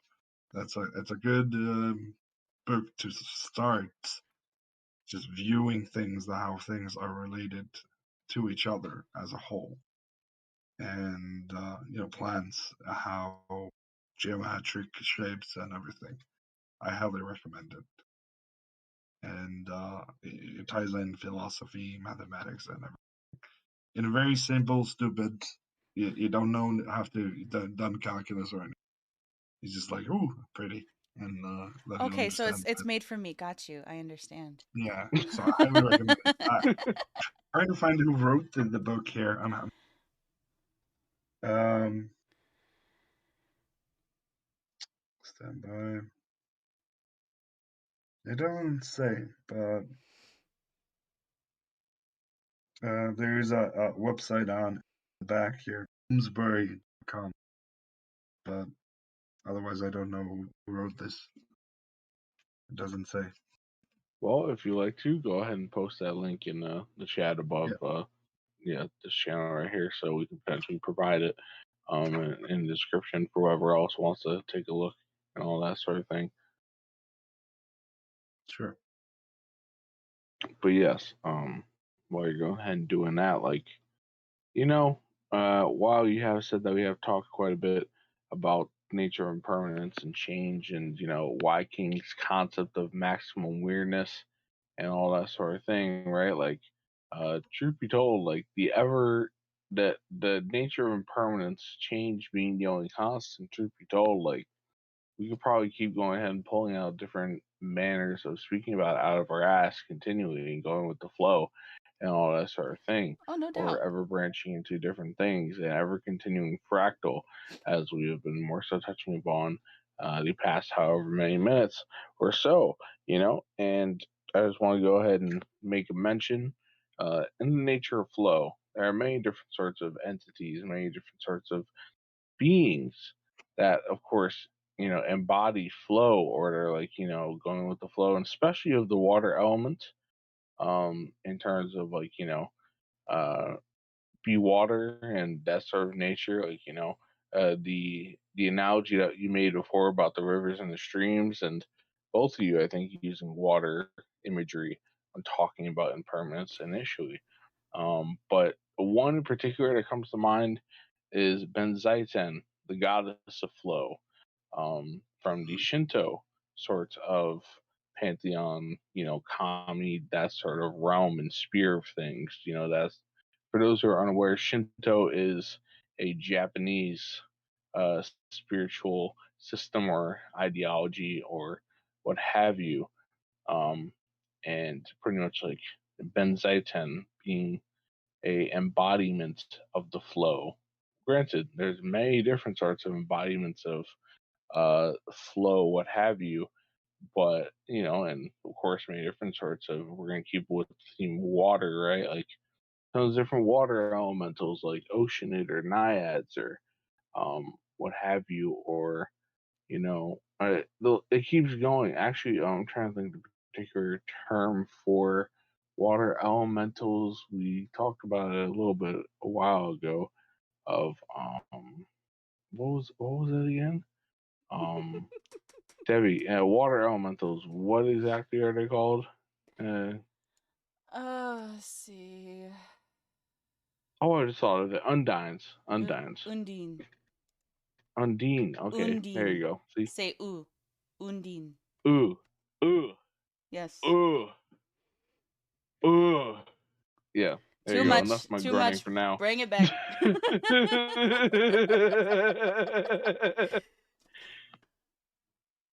But yeah, so um, and yes, in the continual manner of like name dropping shit that we've already covered on channel, like number 5,422, I guess. We've gone ahead and talked about the metaphysics of water, and more listed entities in the nature of water in and of itself in that one, as well. And just like that manner of impermanence, water in of itself is an impermanent thing, and more so like any sort of structure it has, more so is in relation to the container or the vessel that is going ahead and containing it, and it being more so in relation to that. So, for example, right, if I have this particular like cup right here, this canteen or water bottle or what have you, right? Like I put the water in, it's going to conform to that sort of shape, and it's adaptable. I think that's kind of like a term, that's a word that we have not really utilized. Uh, that I think we should take a little bit of time is like mentioning is adapting. You know what I mean? Like, in that Yeah. being the actual nature of evolution of itself is like, sure, there's the survival of the fittest in terms of Charles Darwin mentioning it, right? But the reason why that is the case, right? Like, he's trying to put it into as a lot of modern science does, right? A lot of modern, physical science, a lot of modern, I would say, atheistic science, as opposed to say, sticking true to the roots of, Isaac Newton. I know we talked about this before, Whyking, of like Isaac Newton, belonged to secret societies or went ahead and had esoteric things imbued into their manner of discovering physics, right? Um, but like that sort of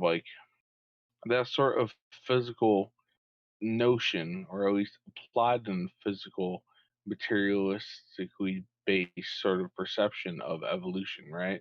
That's based on fluidity. That's based on adaptability, and that honestly isn't like it's right there in your face, but it's like taken out of the context when it comes to people who are like modern scientists going ahead and looking at that sort of phenomenon. And I mean, the environment in of itself, the conditions are what go ahead and define that solitary object, or seemingly so in of itself, right? So it's just like you're kind of like you're seeing like a particular milestone once again. You're seeing a particular point, but you're not going ahead and zooming out and seeing a particular grander picture. Like you're zooming too much into the microscope and all of that. Sure. Yes. Go ahead, Joaquin. What you got? Well, like in the terms of Newton and other inventors, and science in general, the majority of discoveries are made by intuitive eureka moments. If you look through history, a lot of them are done through dreams or constant meditations over decades. And there are these mostly mystical experiences that are game changers. So most of this innovation is by a very intuitive way. And if you look at the history and how these individuals came across their eureka moment, then it's always with a mystical way. So that science isn't made by pushing the envelope like a tank that is going really slow. No, it's made by just crazy dudes that are running across the field and saying, I found it." They're on flame. I don't know why he's purple now. It's like that. That is how science happens. How we leap forward. And Oh yeah. so with Newton, they don't want to know. I don't know if it's a conspiracy or sort of thing, or it's like icky, that to know he was an alchemist. Um, Maybe it was icky, today, but even zooming in a little bit, or like highlighting certain shit without mentioning or addressing the other things, right? Just yeah, popularizing certain aspects. yeah, And it's something like that. Looking at the aspects of the good parts and then just like burying the other, and it's like no, it didn't well, it's happen. not even just the good parts; it's just what they deem as like good, like Sure, them being the yeah, particular arbiters and that's shit, what. But in its truest form, like I would say the fact that he was an alchemist and all that kind of like that's more so the interesting part to me. And all of that, like him going ahead and incorporating that into finding out. Oh yes, here we go. Here's the laws of physics and all of that sort of thing. Yeah, Well, I think it was. Oh, go ahead, Tim. I mean, shit. There's a reason why distillery equipment is completely illegal in like majority of the United States, even though all of it is alchemy equipment. Let's be real. They don't want to create new people like that without strict supervision. But that is my own 2 cents. Okay, you don't want to create new people, so dive into that. What are you referring to? New people of those thought processes, because if you are allowed to expand your knowledge, you're allowed to kind of go on unencumbered without oversight. You're able to more easily expand yourself, correct? Oh yes, Because you're yes. able to push Or boundaries and go further. Yes, you could potentially hurt the hell out of yourself, kill yourself, whatever. It's a risk. But you're unencumbered by more Big Brother kind of oversight. Oh yes. Initially, I'm not gonna lie. When you said new people, I kind of thought you were talking about homunculi and that sort of thing, since you were touching on like the nature of like alchemists and all that sort of thing. No, Um, not in that way. We're not going Full Metal Alchemist. We are not binding the child with the dog. We are not doing that. We don't. yes, Oh, a wonderful moment in the anime for those who have seen it or cripple for my those who have not soul. gone ahead and seen it. Cripple One of my my favorite, if soul. not my favorite anime, yes. And I would say one that definitely instilled a lot of metaphysical and sort of principles in me when I was younger without my consciously realizing it. I went ahead and like carried with me until today, and I believe both of you share that same sort of Yes, appreciation for it as well. I do at least. I can't speak for Whyking. Yeah, Um, I enjoyed that anime, especially the bit on truth, the character truth there. Oh, dog. Oh my, yes. Don't get me started. Yeah, Notice the I will shit-eating grin deviate. on his profile picture. Notice the Yeah, shit-eating grin. I know. It's Yes. there. Oh yes, yes. For those who are unaware, I happen to go ahead and have been enamored by the character Truth and Fullmetal Alchemist and that sort of enigma, that sort of representation of, you can say, like, at least how it's referred to in the series as God, or like, once again, the name Truth, or just like, kind of like a personification of the inner self or the higher self, or there's a lot of ways to look at it and view it. But yes, that has tended to be my profile picture on different sorts of platforms, what have you, um, and all of that. um, but yes, definitely appreciate Full Metal Alchemist all in all. And like, thing about it is like, the vain pursuit of Edward and Alphonse to go ahead and get back what they had, to tie in with Impermanence, right? Like they had something, right? And they lost it. So initially they lost their mother. They were trying to revive their mother. In that pursuit, in trying to bring something back, they lost other components. For the case of Alphonse, it was his whole body. For Edward, it was two of his limbs.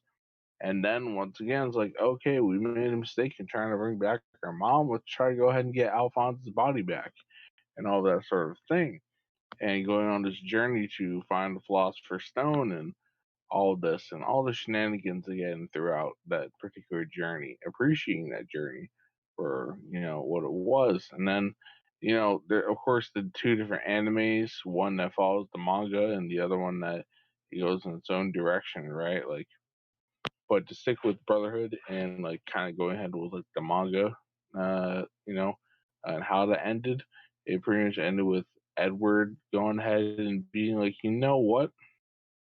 The thing that is truly equivalent to going ahead and bringing back Alphonse's body, or thing that he desired most, was to go ahead and give up his own internal alchemy gate. Go ahead and give up like the quest for knowledge, or that not necessarily the quest for knowledge, not like the yearning, but more so like the the special powers that he gained and all from like being a alchemist, and you can see that in the show, right? And all that sort of thing, right? Like he's like, you know what? Like I just want to be content with my brother and having his body and living a regular life, with Winry and the rest of the cast and all that sort of thing. You know what I mean? Like he gave that one particular thing that he was holding on to, right? That you could say like that one thing that he thought could bring back other shit, and he could go ahead and try to bring everything back, but he realized, you know what, like this vehicle that I've been clinging on to try to get everything back, it was taking more away from me, you know, and all that sort of thing. So And from that that, means yes. okay. No, From you dog. Go ahead. from that, I there's one thing lesson that I'm dealing with is that there are truths that will lead you to the gate, essentially, but to the truth. But funny enough, the desire you approach 0, and at when you're at the gate, you have to then sacrifice the gate or the teachings or the ID, the source material that you go by. You have to um, sort of throw it away to go beyond. There comes a time where the teachings that you followed don't serve you anymore. Oh yes, yes. Going ahead and you could say emptying the cup. You go Yes, ahead and fill it up. Yes, for the being value of the receptive cup, for other things. Yes, for the value of the cup is not the cup, but what you can pour into it. Yes. yeah, exactly. The whole quest for the Holy Grail. You know what I mean? Like, yeah, Yeah, yeah, the whole quest for the Holy Grail, right there. Shit, dude. Like, what else was I gonna say? Oh yes, speaking of like, containers, vessels, right? We were talking about water, we were talking about cups before, and all sort of thing. But like, there's that one particular phenomenon within Japanese philosophy, right? Of the going ahead and having a cup and like the marks of beauty, the things that are of the highest value within the cup is like, or the bowl or whatever sort of container. It's not to say that's like, oh yes, it's perfect. It is like, like fresh off like the manufacturing line or anything like that, but it's like all the different sorts of like bumps and bruises, scrapes, all that sort of thing that kind of give its own uniqueness, its own personality, right? And say like it's broken, then guess what? They go ahead and they happen to use like gold, some sort of gold glue or some gold sort It's of like a gold epoxy yes, resin. yes. Yeah, I did want to hand it off to you, Debbie. So please, by all means, I It's believe you know more so a of this wabi particular sabi, but philosophy than I. all it Yes, is that if we're looking at the bowl, we're seeing that it was put back together. That we're seeing that it is still whole, but it has experience behind it, and we're appreciating that. So just as people, um, you've had experiences that you felt that broke you or cracked you or damaged you in some way, but you've mended those. And so let's glorify that mending point because you came back together and you succeeded and you're still whole. So it's just that kind of appreciation at that point. Um, it's very simple. yes. Very simple. And once again, for the people wondering what we were just talking about, wabi sabi, That's that particular Japanese philosophy and all of that. that's what I said. No, no, I know. I was just reiterating it for the sake of like Okay, reiterating it because yes, it was amidst you explaining and all of that. So just I for got you. anyone wanting to look at, yes, anyone wanting to research it, look at it themselves and all that. Yes, redundancy is good, or at least from my perspective. For It those can who are be. unaware, I am a broken record. Most times, yes. Yes. Waka waka. I am very much a broken record. Going on, droning on and on about the same sort of thing. If you've listened this far into this conversation, you probably figured it out already with different angles and manners of approaching something that is like impermanence or change or maximum weirdness or anything like that. We've gone ahead and approached from many different angles and pretty much you could say potentially beating a dead horse by this point for some people if they get the general concept already. But all in all, right, like it does serve utility of like, okay, if you get this, the point of impermanence changed by now, right? Whether you've made personal anecdotes or you've gone ahead and you've, uh, you've gone ahead and like, okay, I'm going to look up this thing or that thing, right? Like, go ahead and providing more avenues for you to go ahead and explore and to delve into it and all that sort of thing for you to flow because, truth be told, flow in of itself, things are going to flow differently for different people. There are going to be things that catch, your eye or your ear or um, what have you, right? So yes, repetition in of itself is good. And the thing about it is about repetition, right? Like while it is considered a sameness, right? It's considered as like doing an action over and over and over again. Truth be told, you're never going to go ahead and have the same sort of action 100% of the time to keep in theme of this sort of conversation, right? So in a sense, like for example, for those out there who do fitness, for those who go out there and they go to the gym, right? Like you go ahead and have the same routine, but is it gonna exactly go ahead and feel the same every time you do a rep? Or are you gonna be wearing the same clothes? You're gonna be seeing the same people, like that one chick on treadmill who's gone ahead and has a nice booty in the yoga pants, or is trying to get the nice booty in the yoga pants, or you got something different playing on TV, or maybe it's hot as balls outside, and they don't have the AC blast in there. The conditions will be different, or maybe the toll it takes on your body itself will be different. Maybe particular muscles are aching one day, or maybe they are more so rested and less strenuous another day.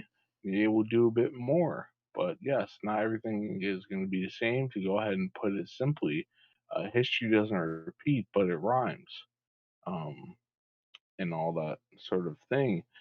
Devi, I think you were more so the person to go ahead and put emphasis on that phrase a while back, if I remember correctly. Which one? History doesn't repeat, but it rhymes. Yeah, I have, but I think I've heard you say it more honestly. Um, so I don't know. It just everything follows a pattern. As much as everything changes, it stays the same. Just like I said earlier. Oh yes, and in terms of say like in terms of everything changing, but it stays the same in the sense, right? Like you talked about the yin yang symbol, right? Associated with Taoism, Whyking, Yeah. and that in of itself. And by all means, go ahead and delve into that a little bit more, so if you will. Um. Yeah. Back to the water. A little bit to illustrate this point. Um. It's the same riverbed that we see, but never the same water. The literal particles in the river are never the same. Statistically speaking, it's in like near impossible because the world is large enough. Um, will never be the same water running through the river. And in Taoism, to stress it, the Tao that it can be named is not the real Tao, but it's the only constant, you know, the highest. It's the same in that anime Truth. In Norse, I actually hold the position of calling it Mayan, or the domain of all possibilities. Um, that would explain a lot what Tao means. It also can be described as action or movement.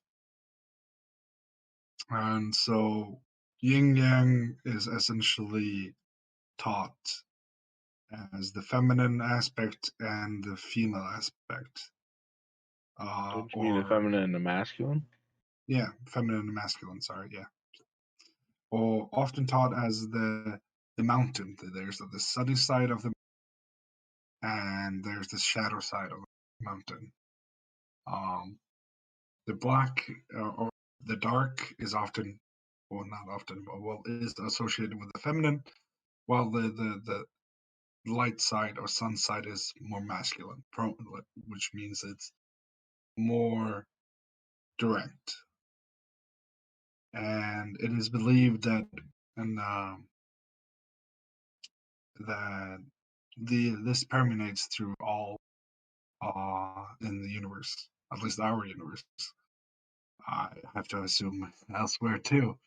Um, Oh yes, yes. In the and multiverse. in the multiverse, yeah, I have no idea, but but I sort of hold the position that quantum computing wouldn't without the multiverse, as I understand it. Anyway, that's a side point. But it is also in it that everything is male or female in energies wise. Um, and yeah, I don't know what to explain with more about the yin yang essentially. Oh no, you did pretty good. You did pretty good on Yeah, the basic nature of it. You know what I mean? And truth be told, like so for the yin yang symbol, right? Like, sure, there's the light side, or as you're saying, the sunny side of like relating into like visualization of a mountain, right? For the yin yang, right? Like there's that, you know, that's masculine, right? And then there's the feminine, right? That's more so the shadow side of said mountain visual representation.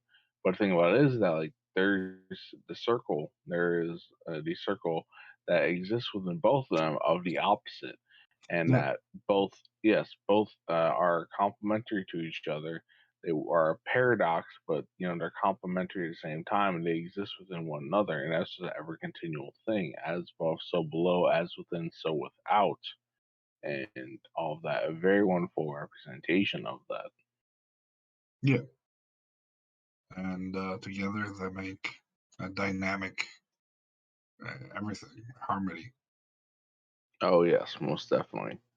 And in terms of that particular harmony and or the final result of that, I know that Debbie and I will definitely be going ahead and talking about that a bit more at some point. Not to go ahead and divulge too much or harp on it in particular, but just one more thing I did want to go ahead and mention before we go ahead and wrap this up, because I know that, you know, as was stated before, we keep talking on and on and on about the subject, but truth be told, like, you know, we don't need to make it like 5 or 6 hours, and we've pretty much touched on the general concept quite a bit, and definitely a lot of different avenues or manners of, like, you know, looking at it or perceiving it or what have you. But the one thing I did want to go ahead and touch upon very lightly, and then something that Debbie and I are definitely going to talk about in the near future relative to this. So it's kind of like a lead in to it. When we actually get to it, is the I Ching, the Book of Changes. Mhm. And all in all, like, since Debbie and I are going to go ahead and talk about it in the near future, how about you, Whyking? Like, what do you think about the I Ching? And what is your experience with it? What have you? Um, the I Ching, in just in form, has the Bessagon. Uh, Everything is made out of it.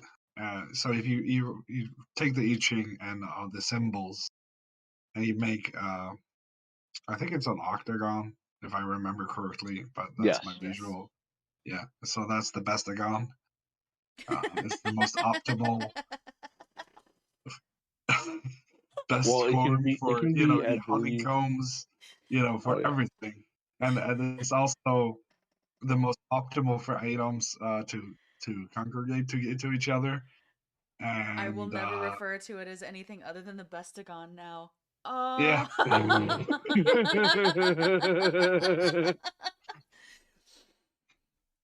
and it's just Yes. the most optimized non-circular uh, form that exists in Union. Um, for many for those reasons, and you look at honeycombs, it's the best I got, and so it has like so if that is like predicting like a tarot or divination, I approve. I just it's just seems very complex. Oh yes. And So you know. Oh, it go ahead. seems like a very very deep brush, but at the same time very broad brush. If that makes sense, it's Oh yes, Mhm. yes. the skill of the reader. As with And any sort of divination tool, but I definitely think that, from my understanding with the I Ching, you know, it sure there's the 8 trigrams, right? But you can mix it in many different manners, and all that Yeah. sort of thing. And it's one of the more so you could say alongside tarot if you're going ahead and using reverses, right? And that they have a lot more like on the surface level avenues of interpretation or results, you could say. Yeah. But of I course, think like you I think you oh, have like 64 basic elements and then the interplay between them. Yes. But I oh might be yes, wrong. yes, yes, and it's called the Book of Changes because you come to one sort of result, but then it shifts over to another one based on particular conditions and all that sort of thing. Yeah. So yes, it represents the flow and impermanence, and as the subtitle of it goes, change very well. Yeah. Yes, but Although yes, that is one of those synchronicities I think teaching as Chinese, I think. But I'm not sure. I'm very it's not my I don't know. uh, not your particular niche, not your particular thing. No, I don't know if that's true or not. Um, Sounds like Well, something to explore. yes, yeah, yes, most definitely. But yes, I think that goes ahead and ties up a nice little bow and lead into once again something that both you and I will be talking about in near future, Devi, with the I Ching. But yeah, in terms of impermanence, change, maximum weirdness, and all of that. Any particular thoughts before we go ahead and close it out, or you guys yeah. good? Um, I'm gonna end it on to let go is the love. That's a good one. Damn, I didn't think of it. God damn. No, but one of the things that I will suggest in terms of impermanence and recognizing just how good everything is, surrender. Surrender is the easiest way to do so, and it is difficult, but it is necessary. All right, letting go, love, appreciation, surrender, and all that sort of thing. Um, and no, we're not necessarily talking about being a submissive when it comes to being in BDSM or anything like that necessarily. There's many different expressions and all that. Yeah, well, I say it as a very prideful, semi-warlike, very from that standpoint. It's like if you're very submissive, fine, we'll go war, and that will be my suggestion. But generally, people are more prideful. But Oh yeah, yes, if you, yeah, that's a bit of a relative standpoint. oh yes. Now, I definitely want to go ahead and make sure that this gets mentioned before we go ahead and actually cap off the recording. Is that you show your shit, Whyking? You definitely go ahead and show your shit. Yeah, oh, yeah, yeah. I, I, I have a pride of the size of a sun, so Then tell us what good things that is coming from you. yeah. Just make the ego transparent, and you'll be fine. You can grow as big as you want. No, no. What's your channel, honey? Oh, uncovering reality.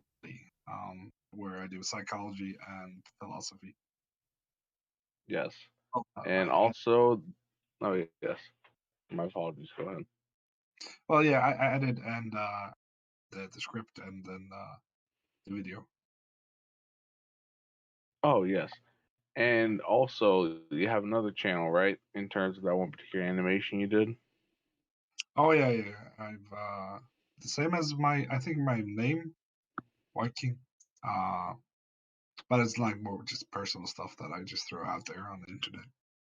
Oh yes, both of those are on at present. They're on our featured friends of channel sort of thing at the moment. and I'll also put it in the description. And just as another sort of side note, like this motherfucker right here, he didn't tell us about his dang uncovering reality YouTube channel or anything like that. For the longest time, we've known for quite a bit. He didn't go ahead and tell us about it. It's like, wait, where did this come from? I Don't want even support of though your I have friends. a I map, see you. It's fine. It's fine. oh no, I just forget. I just forget mentioning. Even though I have a Yes, the massive fool. ego, I don't do self sort of look at me, Yes, self promotion. Yes. because I know myself, and that if I gotta do it, I go overboard, and then it's better to just shut up. You're Oh good. no, Blake. Yeah, exactly. Show your shit. Say with your chest. You know what I mean? Like, yeah, that's the thing though. It's like, yeah, like with that particular thing, it's like we've known for the longest and didn't know he had this particular channel. But the funny thing that we happened to find when we were kind of like having recent conversations that led up to this particular recorded conversation was that the open sorcery here, as well as that channel, happened to have been created in the same month of 2021. I believe it was August and all that sort of thing. However long the foundations before the actual creating the accounts occurred, no idea in terms No of idea. that for each, but yes, within that same month-long period both channels were created. Funny enough, is it coincidence, is it synchronicity, who knows? But yeah, all in all, just something that was recently brought to the light of Devi and I, and it's like, oh, okay, this is new. But Yeah. yes, yes. But y'all, be sure to check that out. Check out Whyking shit and all that, and all that, and yeah, like I think that about does it for us for impermanence, change, maximum weirdness, and flow, and all the other sort of shit that we covered in this conversation. So you guys go ahead and you know. Um, stay frosty, but on behalf of say bye for yourselves. I've been speaking a lot for Uh, y'all and guiding bye quite a bit, so yeah, go ahead and do it. Yes, let me let go. Use that buzzword. It's okay to surrender, Twisted, I promise.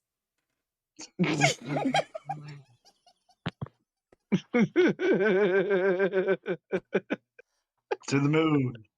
Goodbye. Y'all To the have a moon. fantastic night. Stay frosty, Neguses. Peace.